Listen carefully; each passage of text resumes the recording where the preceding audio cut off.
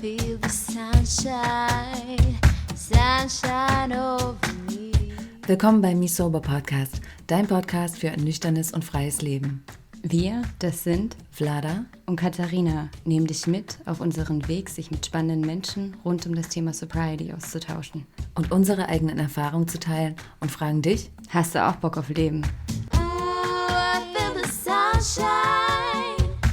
sunshine over me. Heute haben wir eine ganz besondere Person zu Gast, und zwar Annie Grace, die das Buch This Naked Mind in Deutsch einfach nüchtern geschrieben hat. Wir sprechen mit ihr über ihren ganz eigenen Weg und warum sie dieses Buch eigentlich geschrieben hat. Aber auch darüber, was sie von dem Label Alkoholiker hält, und sie teilt viele wertvolle Tipps mit uns. Wenn ihr auch gerne nüchtern leben wollt, dann ist unser 1:1 Mentoring genau das Richtige für euch. Für mehr Infos dazu schaut gerne auf unserer Webseite misoba.com vorbei oder schreibt uns auch gerne eine E-Mail an hello@misoba.com. Wir freuen uns, von euch zu hören. Noch als kurze Ergänzung, das Interview jetzt mit Annie wird auf Englisch sein. Viel Freude damit.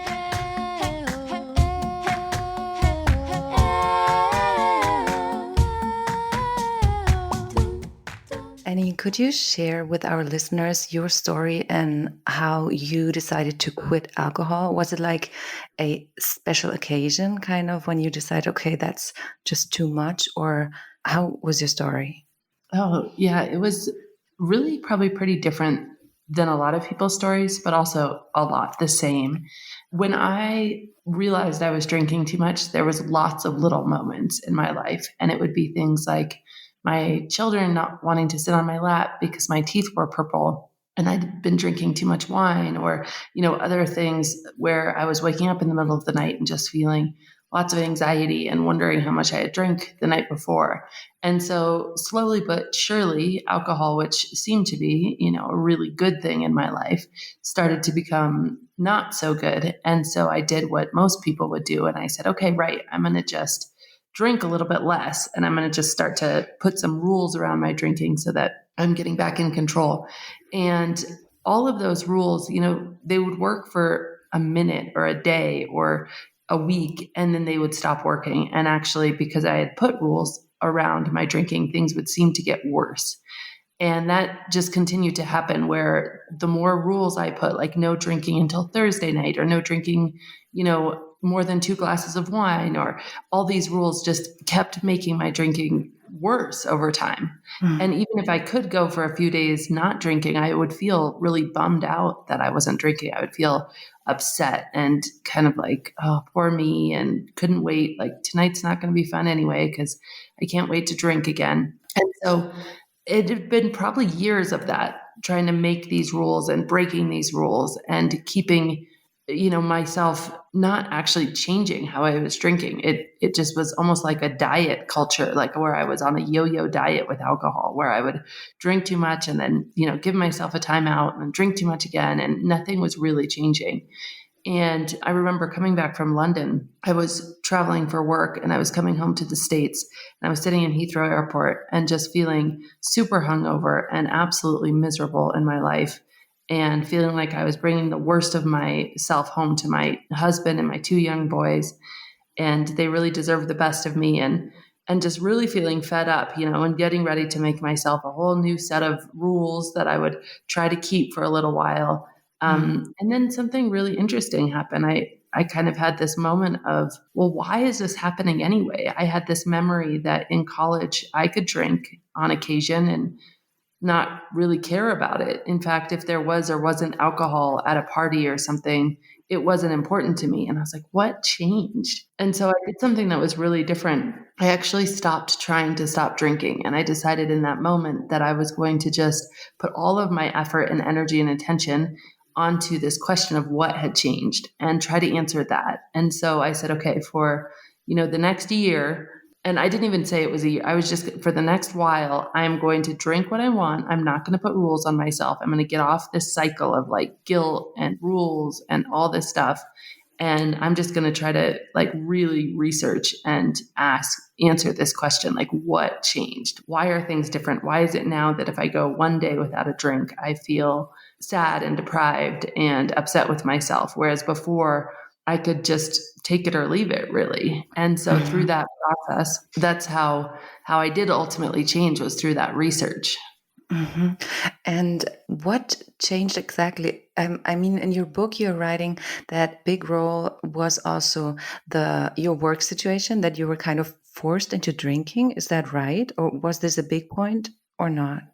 Yeah, that was literally years before this moment. I had gotten a job. I didn't drink a lot in college at all. And so I'd gotten a job in New York City. And I was asked by my boss why I wasn't going out to the bar. And he was like, why aren't you coming out to happy hour with us? And I was like, well, I don't really drink. And he was like, well, that's not what it's about at all. This is where deals are done. This is where all of the, important things occur in our work. And so you need to come to the bar. It's very important. And so I thought, okay, well, all right, I'll just come to the bar. And so I kind of had a plan of a glass of wine and then a glass of water to make sure I never got too tipsy or anything. But through that process, suddenly, the nights that I would go home and wasn't drinking at the bar, I would all of a sudden be like, well, I'll just have a drink at home too. And so really over the next decade of that experience of starting at work, really feeling pressured at work, all of a sudden drinking at work turned into drinking at home, turned into drinking every night, and like there never really being a good reason not to drink. And so I found myself in that place of really wanting to drink less. But as soon as I started making those rules around it, it almost seemed like I was drinking more. Yeah. And so then I went on to do all of this research. And what I did is I wrote a list of all the reasons that I drank. And it was everything from I need to loosen up to I need to relax to it makes me happy, all of these things, all of these reasons that I drank. And in this list, I started going through each one and researching them and saying, is this really true? Is this really what's happening here? So does alcohol actually make me happy? And I'd go and I'd find studies about what alcohol does on the brain. And little by little, I was realizing, wow, it actually is stealing my joy. And there was all of this evidence for that, from tons of different psychological, neuroscience journals, different places to say, no, actually, I'm cumulatively less happy drinking a lot than I was when I was not drinking. And so I did the same thing with stress and the same thing with loosening up and the same thing with social anxiety. And all of a sudden, after the end of it did take me about a year, I just had this moment where I was like, wow, I think I'm really done drinking because I don't want to anymore. I didn't desire it anymore because all of the, reasons that I had been doing it, they just didn't hold water. The alcohol wasn't actually doing the things that I thought it was doing. And so when I could see that really clearly, I never wanted to drink anymore. And so I actually stopped drinking and sort of announced it to everybody. And then eventually after that, I put my research together into the book, This Naked Mind. Yeah. Super interesting. I find it really fascinating that through research and, looking up studies, what alcohol actually does and what effects it has on our body, that it changed your perception of alcohol. Because in the end, it is also a very emotional process, isn't it? It's not just rational, but also there are a lot of emotions and feelings involved in drinking alcohol. Yeah, absolutely. And I think that almost is the key to it for me was the feelings. It was so much of my time I was trying to logic myself into drinking less, trying to present myself this compelling logical argument about look what it's doing, look how much you're drinking, like this isn't healthy for you, or even at times trying to scare myself into drinking less. Yet when I really looked at it, and it wasn't until my feelings changed about drinking that actually my behavior changed, which is really fascinating. Do you consider yourself as being chronically ill? Because in Germany, people think, and all of the medical people, they also think that it's a chronic disease and you get never rid of it. Like you have to deal with it. What's your opinion about it? Yeah, I think it's really interesting. I think it's a lot like almost diabetes type 1 and diabetes type 2. So One form of diabetes you're born with. And so you're actually born with a lack of insulin, and you have to take insulin shots since you're basically a baby. And that's like, you're born with it. It's a defect in the human body, right? You have to adjust for it and take medication right away. And I think for a long time, people have made the mistaken assumption that alcohol is that same way, that certain people are born with this defect, whether it's, an addictive personality or just a genetic thing, or because they're exposed to it for whatever reason. And so when they drink, they're going to have a problem with drinking. And so that thought has kept us very almost safe in our drinking as a whole, as a culture, because we say, okay, well, if I'm not one of those people born with that defect, then I'm safe to just carry on drinking, no problem. And I shouldn't even have to worry about it because drinking isn't going to be a problem for me. But the science does not support that at all. It is actually that, the majority of the problems from alcohol in our culture, in our society, and even in our health and in our bodies are from the majority of people drinking, not the small minority of people who possibly have been, addicted from a very young age because they had, in utero alcohol exposure or something like that. So alcohol actually is much more like the other type of diabetes, where because you're exposed to so much, with diabetes, whether it's sugar or carbohydrates, and you overexpose your body to these substances, your body creates a response to the substance where you actually have to then self-medicate. So it looks, on the surface, both types of diabetes you have to take insulin for, right? But in the second type, you have this response because of exposure to the substance. And alcohol is much more like that, where you just expose yourself to enough of it over a long enough period of time. And by the way, in the right circumstances, because as soon as you start to drink for stress or to self-medicate, you have a much higher propensity to become addicted. And when that happens, it creates all the same problems you would imagine if you were just, quote, addicted from genetics or whatnot. So it's certainly not an illness, although when you start to drink too much and it becomes a problem and you have a really hard time stopping, it can look like that. But the illness wasn't created because you were born that way, but it was really created as a result of the exposure to the alcohol in the first place. And by the way, anyone is susceptible to that. But it also means, on the other hand, that you can change, right? Absolutely. Like, it means that really the key to it, again, goes back to our desires, because the physical aspect of alcohol addiction is relatively small compared to the mental aspect. And what I mean by that is that, according to the Center for Disease Controls in the US, only 10% of people who drink in excess are chemically or physically addicted to alcohol, whereas 90% are not. And so the majority of the harm done and the majority of people who feel out of control with alcohol, or their evidence in their life shows that they're out of control with alcohol, it's not actually a physical thing in the first place. And by the way, if it was a physical thing, that's simply 72 hours to a week worth of physical detox, and then your body starts to reset itself. So it's a very small problem to overcome, even when it is physical. So it's not the physical part that keeps us stuck. It is the mental part. It is our thinking about drinking. And it is this basic premise that if you've been conditioned by your society, by your friends, your family, your own experience, to believe that alcohol really is this prize, this stress reliever, this fun inducer, all of these things, and you don't allow yourself to drink it with those beliefs, you're going to feel deprived, and you're going to be using a lot of willpower not to drink it. You're going to be really exerting energy to avoid the thing that you think is really a nice thing to drink and to have. But if you actually look at the science and change your beliefs around the drink and be like, oh, wow, that drink that I thought was so helpful for me actually isn't helpful for me at all. And here's all the reasons why. And you really kind of immerse yourself in that reasoning, then your desire changes for it.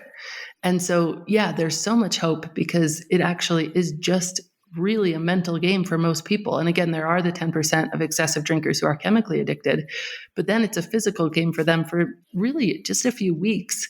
before their body is really healing. And then it becomes the mental game. And it is, even for the people physically addicted to alcohol, it is the mental aspect, the desire for it, that really does keep us stuck. Mm-hmm. But does alcohol change our brain structure? And can we reverse it once we change our desire about it and decide not to drink it anymore? So alcohol does change our brain structure a lot of different ways. So in, the very short term, even just one drink can impair your prefrontal cortex, which is your human ability to make really good decisions. It's really what distinguishes us from the animals. So humans have a prefrontal cortex, whereas animals do not. And so we are able to plan and say, hey, if I do this thing now, I'm going to have that consequence later. And in that sense, alcohol, just one drink, impairs it. Drinking over, months, weeks, and years kind of impairs it even more. So it just diminishes your brain's ability to make good decisions. But something like meditation heals and, actually grows the prefrontal cortex. It is completely reversible. There's another aspect that alcohol changes your brain where over time with chronic drinking, your brain can actually remove dopamine receptors. And just to be clear, this is very, very few people and very chronic drinkers. So most people are not going to fall into this category. But if over decades and decades of heavy drinking, you don't cease, your brain will actually protect itself by removing dopamine receptors to kind of turn down the effect of alcohol in the brain. And that change is not really reversible. And that's why, in that change, that's one of the reasons that somebody who has perhaps been drinking for years and years and then can get even a year, 2 years of sobriety can go back to really heavy drinking with just one drink because their brain has physically changed in response to that one drink. Now, if they don't have that one drink, that change won't rear its head and it won't make itself known. But at the same time, it is, again, a very, very small percentage of people who actually would submit to a brain scan and see that type of physical change. Most of the changes that alcohol does in the brain are very much reversible, and they do heal, and they heal relatively quickly once we stop drinking. That's super interesting. Yeah. How is it with the label alcoholics? Like a lot of people that obviously, drink in a very unhealthy amount, which I would assume are most of us, are then labeled alcoholics. Do you actually think that this label is helpful or rather the opposite? I think that it's very similar to the disease question in the fact that it keeps a lot of people from questioning their drinking. And so if we think that, I have a story about this in my own history where I had a really good friend and she and I drank together often. And we were in our probably early 30s. And she came, or no, maybe we were even in our late 20s. It was a long time ago. And she came to me and she said, you know what, I've stopped drinking. I went to AA and I'm getting sober. And I was really concerned about my own drinking. It was one of those moments where I felt, okay, well, what about me? Because I drink with you and I keep up with you and we drink together. And she said, oh, no, I've learned that I'm an alcoholic. Like I was born this way. I'm different. And so she basically told me that I was not an alcoholic. And by the way, I wouldn't fit in at AA because my drinking was not alcoholic drinking. Mm-hmm. And to this day, she and I are still very close friends, and she's almost, I think, over a decade sober now. But she would still tell me that my drinking is different than hers. And hers is alcoholic drinking and mine is not. But she would not be able to tell me why. And she wouldn't be able to give me a test to kind of diagnose what alcoholic drinking was. It's just something if you are one. And so I think that idea not only prevented me from kind of asking questions earlier because I said, oh, well, I'm not an alcoholic, so there's nothing to worry about. I think it does that on a macro level. I think it does that for tons of people where we say, oh, well, I'm not an alcoholic.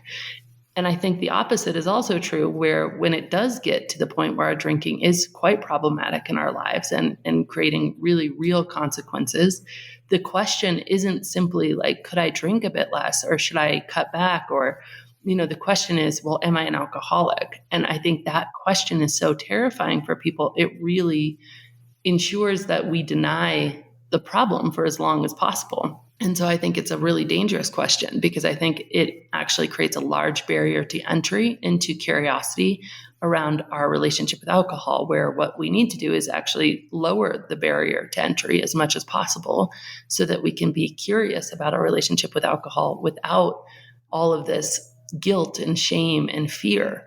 And then we could be curious at a much earlier stage in our drinking, because drinking is something, because of tolerance, that you drink more over time and more over time to get the same effect. And it does create worse and worse outcomes in your life. And so if we can be curious about it at a much earlier stage, it would be very good for us. So I think those are two of the primary problems. But I think, the other problem is that the word isn't really scientifically or medically recognized anymore. So actually the medical profession has moved away from it. They use alcohol use disorder, which is 11 or 12 questions, and it's a spectrum of use that, most people who drink would have mild alcohol use disorder. And that's because two of those questions are, do you need to drink more than you used to get the same effect, is one question. And another is, have you ever had a time where you felt like you drank too much? And I don't know about you, but everybody I know who drinks more than they used to get the same effect. And everybody I know who drinks has had those moments of like, oh man, really overdid it last night, never doing that again, man, shouldn't have done that. And so, by that definition, everybody I know has mild alcohol use disorder, which makes it an everyone conversation. And I think an everyone conversation can't, by definition, carry the same shame and stigma and marginalization and blame as just for those, quote, type of people who are, quote, alcoholics. And so I think, the term itself, I think, does a lot more harm than good. Yeah, that's exactly the same thing that happened to me. I never wanted to be an alcoholic. That's why I just continued drinking until it was almost too late. So if I would still be drinking and I would feel like, okay, maybe I drink too much, what would you recommend doing? Like, how can I change my desire about alcohol? So what I highly recommend is curiosity. So I think it sounds kind of counterintuitive, but one of the things that helped me the most was when I moved past all the rules I was making for myself and I started to get really curious. So as part of that journey, I was not only curious about like, okay, what does the science say about if alcohol actually relaxes me or not? But I was also very curious about my own experience. So I would do things like I would say, okay, I'm going to walk out of my office and I'm going to pour myself a glass of wine and I'm going to time how long I feel good. And it would be about 20 minutes. And I'd be like, oh, that's interesting. And then I'd really want another glass of wine. And then I timed how long that one made me feel good before I wanted the third. And it would be about 16 minutes. And, I've had people do this type of exercise where they just really get curious about how good is this making me feel and for how long? And then how bad do I feel and for how long? And so then after my 3 or 4 glasses of wine, I'd go to bed. I'd wake up in the middle of the night. I'd feel anxious about my drinking. I'd wake up the next morning hungover. I'd be wondering all day about it. I'd be beating myself up for drinking. I'd be, wondering when I was going to have my next drink. And it turned out for me that I was spending, upwards of 10, 15 hours a day in mental and emotional turmoil about my drinking, whether it was guilt or desire or cravings or, just physically being hungover, as opposed to less than 40 minutes a day with that nice feeling that a drink brings. And so I was like, wow, that's not a fair trade. What would it look like otherwise? Yeah, that's also super interesting. We also have a lot of listeners or mentees that come to us and say, hey, I'm on my sobriety journey and I have told my family and my friends, and a lot of them don't take me serious. They laugh about it, or they even tell me, hey, you don't have a drinking problem. What would you actually tell them? I think that is a really touchy situation because our family and friends who drink with us make the meaning that if one of our friends or family has a drinking problem, then so do we. And so often their reactions are so much less about you, but about the meaning they're making about themselves. And so they become very concerned and they want to convince you that you don't need to stop drinking or you don't have a problem or you shouldn't worry about it, so that they can convince themselves that they don't have a problem and they don't need to stop and they shouldn't worry about it. And I say this not only from my experience on the side of the family and friend who had somebody get sober, but also from the side of getting sober myself. So when I was watching other people turn down a drink, I was always saying, oh, no, come on. Like, why not? Because it made me feel uncomfortable. I was fine drinking alone by myself in my house. But if I was the only one drinking in a group of people and I'd brought the bottle of wine and nobody else was going to have a drink, I felt very uncomfortable. And that's because it kind of shines a spotlight on how much more we're drinking than other people. And then equally, when I stopped drinking, I would have people be like, well, you weren't the one with the problem. You totally overreacted. What are you doing? And I thought it was very strange at first. And I did feel like I had to sort of justify myself, but none of those conversations ever felt really good. So if I would come out of a conversation, somebody would say, well, you weren't the one with the problem. You overreacted. You didn't need to stop. No big deal. And I would be like, oh, yeah, I did. Let me tell you all of this really bad stuff. Let me tell you how I did this and how I did this. And then they would finally feel like, oh, yeah, wow, I guess you did need to stop. But then I'd walk out of that conversation feeling really bummed. And like I just, had to kind of almost accommodate them and make them feel better. But I didn't feel better at all. So I was like, okay, that's not the answer to go and have to justify myself at all, because the only reason I realized I was doing it is because of their discomfort. And their discomfort often 90% of the time was stemming from their own drinking. As soon as you stop, you hold up a mirror to all of your family and friends. And so I think a little bit of it is less about worrying about being taken seriously and more just, taking yourself seriously. And so I think that looks like people give you a hard time about it and be like, yeah, maybe I didn't need to stop, but I sure feel better. Hey, what are we going to have for dinner? And just change the subject and just practice a few of those just quick kind of low key. Yeah, no, maybe you're right, but I don't want to drink tonight at least, and just almost agreeing with the suspicion so that you can quickly just change the subject. And then what you do is you leave all their discomfort where it belongs, which is within them.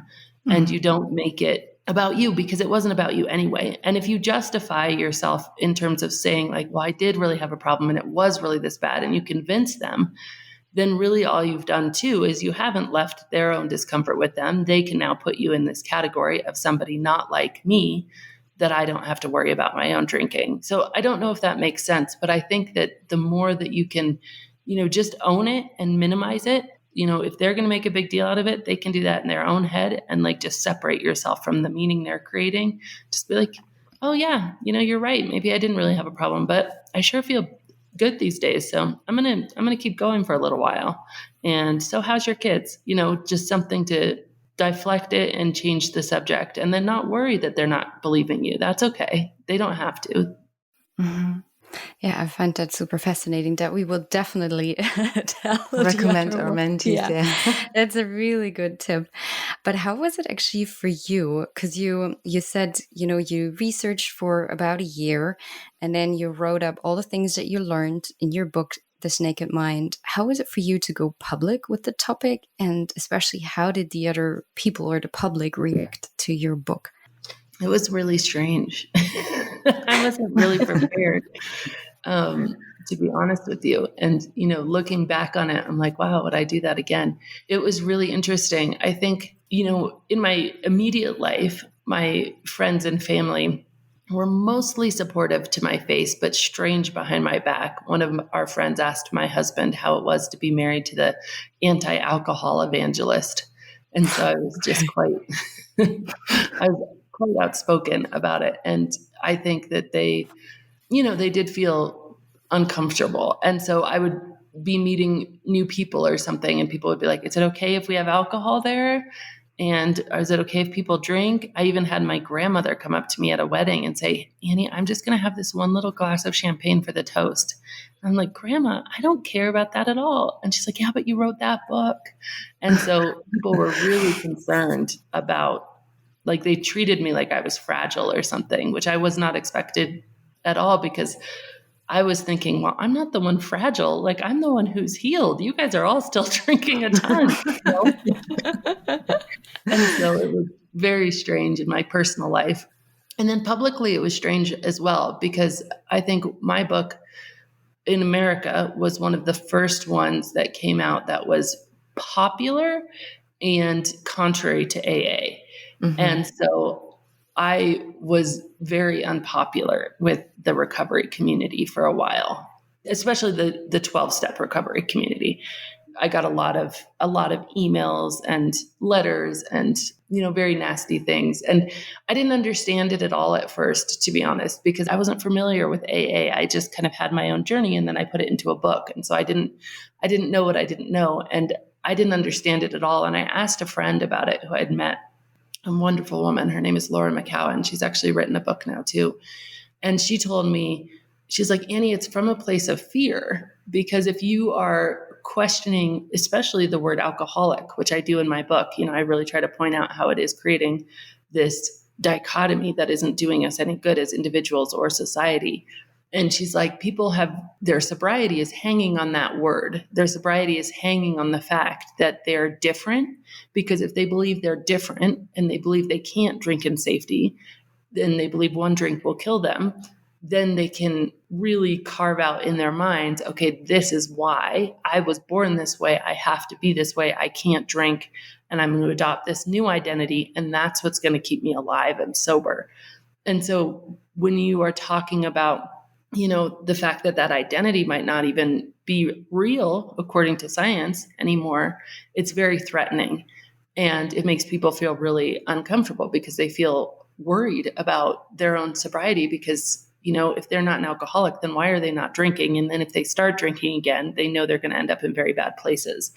And so when I understood it that way, I feel like I had so much more compassion and understanding. I was like, oh, these people aren't just out to just get me.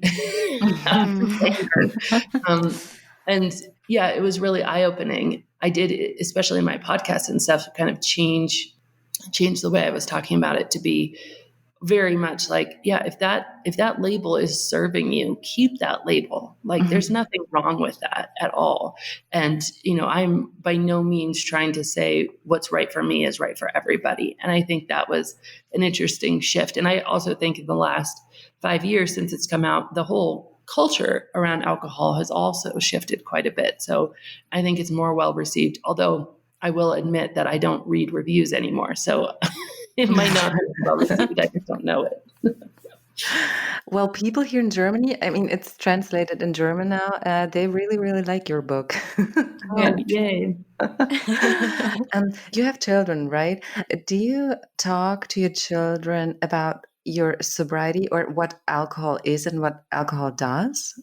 Yeah. And my kind of rule of thumb with my children is to let them lead the conversation. Mm-hmm. So I have decided that anything they ask me, I am going to answer, and I'm going to answer honestly and with a ton of vulnerability. I'm going to put down the idea that I have to have it all right, or make them think I have it all right, or make them think, I'm just going to be really vulnerable in my answers about my mistakes, and then let them really lead the questioning however much they want to lead it. Mm-hmm. Now, my kids are 11 and 8 and 3. So my 11-year-old and my 8-year-old have asked questions. Like, they've been at other friends' houses and, seen the parents get really drunk, and they've talked to me about it. Like, why do they do that? It's so weird. They act so strange. They're so loud and, not feeling super comfortable. And, I tried to explain that to them about, a lot of adults, we just really have this idea that alcohol is a good, nice thing. And sometimes it turns not so nice. And I just tell them the truth about as much as they want to know, because usually they'll get bored with my responses before I will. and walk away. But yeah, that's kind of my rule of thumb, is I'm going to let them ask whatever they want. And then I'm going to respond just with as much truth as I can, and as much, vulnerability around my mistakes. Because I think one of the most powerful things, especially if you have teenagers or older adult kids, is when a parent puts down that mask of having to have it all figured out and is becomes a really real person and, talks and shares very openly about what they wish they would have done differently. That, I think, is transformative for a child, much more so than a parent telling a child what they should or shouldn't do. And by the way, not necessarily doing it themselves. No, that's a really good approach. And I really liked that because in the end, even young children, they realize when you're not authentic or when you tell them a lie. And I think that's one of the key aspects, to be honest with your children. How is it about the topic sober dating? Because you're married and I don't know, but a lot of people always ask us, how to deal with your sobriety when it comes to dating. Is there an experience you can share, or is it more like, oh no, not really? Well, yeah, I can talk a little bit about this because even married, I think you have the idea of sober sex, which is different because you're like, wow. I mean, there's so many songs about, needing a glass of Chardonnay to loosen up before going in the bedroom. And so I feel like that's a really real thing, especially for women. Women, we have so much, our thoughts just race, and we have so much critical thought, especially about ourselves, that using alcohol to turn that off had become a really real tool to be able to, have sex comfortably. And that took some navigating. But I think it's like everything else, where if you learn other ways to quiet your brain, there's even like binaural beats for sex, like where your brain can be quieted a bit and you can enjoy it more through some music and stuff like that. So there's all sorts of other ways to quiet your mind or to practice. And it's interesting because although it does maybe take a bit more effort and a bit more practice, I would say the results are phenomenal. I mean, it's amazing because you do physically feel so much better. Alcohol really does numb your physical body. They used to use it in surgery as an anesthetic back before other safer things were invented. And so it numbs your taste buds, as an example. So this idea that food tastes better after a drink, it's not really true because alcohol numbs your taste buds, but it numbs all of your senses. So like sober sex just physically is much more rewarding. Now, getting to be comfortable with it takes a bit of a, rethinking and challenge and just being more comfortable. I think when it comes to dating, it's a really great guardrail though, because it's so easy for us to get drunk and just fall into bed with any sort of, reason. Like you have to feel pretty comfortable with somebody to have sober sex, and the sex is better. But then you also have this added guardrail, which is, by the way, probably how nature intended it, of really needing to trust the person and feel comfortable in your own skin. And so I think the reward, if you can make it through, just learning that level of comfort, is great. It's just like social anxiety. I would say it's very of the same thing, where people drink for social anxiety. And by doing that, they never actually learn the skills of how to socialize, how to really be present for another person, how to really ask good questions, and it's a skill. Like you can learn that. You can learn how to be present for sex, through breathing and stuff in a really cool way. And the reward is amazing. Just like you can learn how to navigate social situations without alcohol. And then the reward is amazing because you've done it all on your own and you didn't use that crutch. And by the way, that crutch 9 times out of 10 kind of bites you in the ass because it puts you into situations where you're on the fourth date with somebody who, sober, you probably wouldn't have given the time of day, but you've just allowed alcohol by definition lowers our standards. And so, fewer things make it through higher standards. Fewer men are going to make it into your life when you have higher standards, but they're going to be higher quality men, right? Or women. Fewer women are going to make it into your life. And so if you take the alcohol away, you by definition higher your standards. And so I think that a lot of people, once they've gotten comfortable with it, they've actually put it on their dating profile. Like, I don't drink. And then they report back to me. They're like, oh my gosh, it's amazing. The quality of men I'm meeting that want to date someone who's sober is like phenomenal. And so I think there's so much reward in it. Easy now, hard later. So easy now to just have a drink and go out on a date, but hard later when you're picking up the pieces of yet another broken relationship. Hard now to be a bit more patient, have higher standards, put it on our profile, worry if nobody's going to call, but easy later when we can really fall for somebody who's, really worth our time. Yeah, that's so true. That's so true. You just said that alcohol numbs our taste. In your book, you wrote about a study that explains that people can actually tell the difference between cheap wine and expensive wine, which is pretty funny. How do you react if people tell you that they drink for the taste? Because a lot of people tell us that story that they drink for the taste and it tastes so good. Yeah, it's so interesting because I definitely had that story in my head too, that I was drinking for the taste. And it is amazing. Like, I think there's a few things to keep in mind. Number one is that pure alcohol doesn't taste good. It doesn't matter who you are. I mean, if you were to taste ethanol or if you were to taste, 40 proof, some very intense alcohol, it's an acquired taste. And that whole idea of it being acquired is really that you have exposed yourself to it enough times that you no longer are so offended by it. So my brother has a goat farm and it smells like goats and he doesn't smell it anymore because he's acquired a taste for the goat smell. And so that's very much the same concept, right? And so I think that's one thing to just consider is that even if you like it, like at what cost? And I think the other thing to consider is, okay, so you like the taste.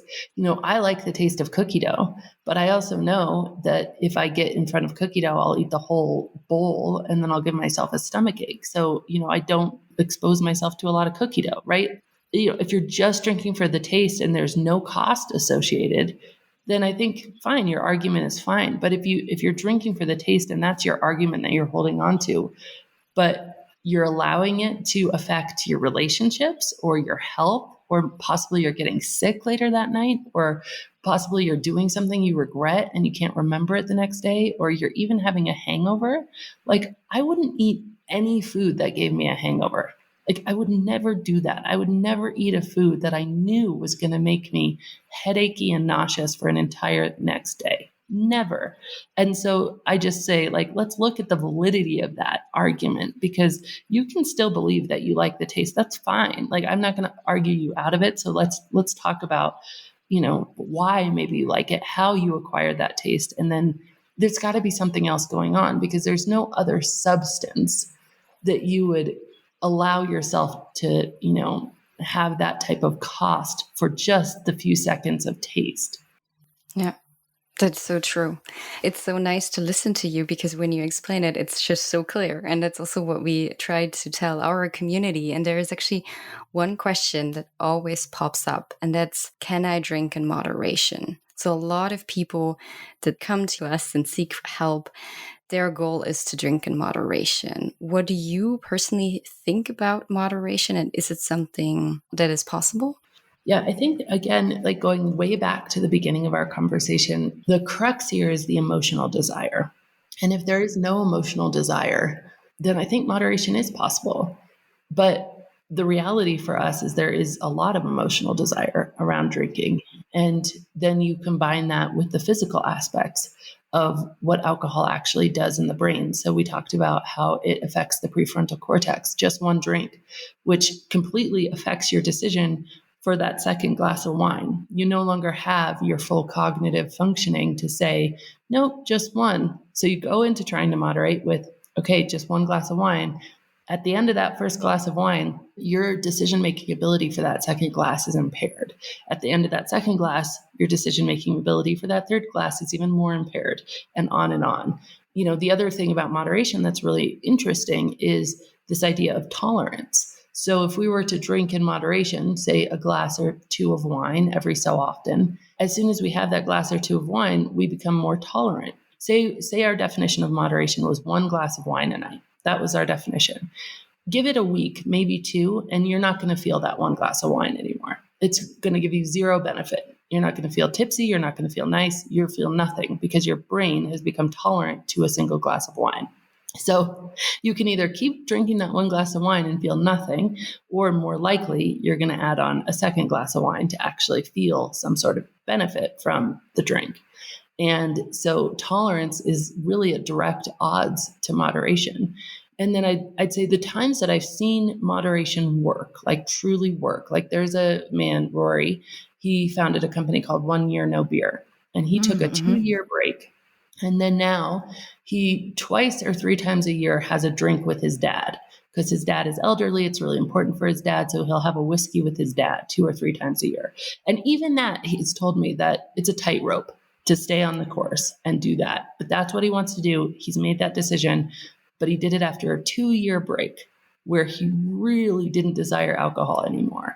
And that's his definition, is like once or twice a year, he's going to have a whiskey with his dad. And so, yes, is it possible? Yeah. Because I know Rory, I've seen him do that now for 5 years. So I get that that's possible. And I've, seen on a very rare occasion other people, but it's often after a very long break where you've completely rewired your thinking around it.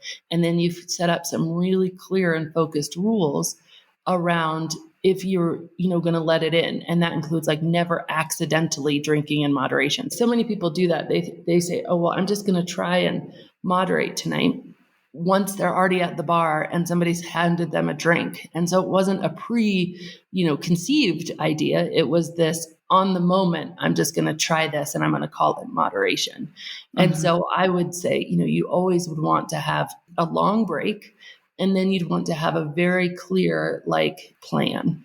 And then, maybe you can try it. I actually, at the end of my second book, The Alcohol Experiment, I have this idea of non-negotiables. And so non-negotiables are basically the things that you've promised yourself you're never going to allow to happen in your life anymore. So for me, it was like I never wanted to not remember really important moment, like one of my children's birthdays. And I never wanted to have another hangover. That was another one for me. And so you have these non-negotiables, and then you say, okay, well, I'm going to take a break from alcohol. Maybe it's 30 days, because I always believe you should build on something you can win. Often we really trip ourselves up when we're like, I'm never going to drink again. And then we feel that weight of never, and it becomes daunting and overwhelming. And by the way, we'll never know we're successful because, until after we've died, really, is the truth. And so if you say, okay, 30 days, I can do this, and then I'm going to try to moderate, and you have your plan, you have your non-negotiables. And then if you cross one of your non-negotiables, you say 60 days, and that's the lengthening aspect. And then you do it again. And if you cross it, you say 90 days, and then you do it again, and you do 6 months, and then you do a year. And usually if people follow that, by the time their year comes around, they're kind of like, yeah, no, I tried moderation. It wasn't for me. I think freedom really comes from how quickly we can move through that conversation about moderation and realize it is or isn't for us. Mm-hmm. And I actually created a free ebook on this, which is the 6 vital things you need to know according to science about moderation. And people can download it for free at canimoderate.com. And it really goes into the science about it, like why it is such a slippery slope. And what, if you really are serious about moderating, I think it's not necessarily true to say it's impossible, but I think that we just really owe it to ourselves to be very well educated if we're going to, try it. We will put that link in our show notes, definitely. I mean, Katya and I, we tried to moderate as well, but it's just so frustrating because I drank because I wanted to get drunk. So if I just drink 1 glass of wine, I would be so frustrated. That's why I told myself, I have to quit, and that's it. And now I feel free and independent, and it's all good now. We have one last question for you.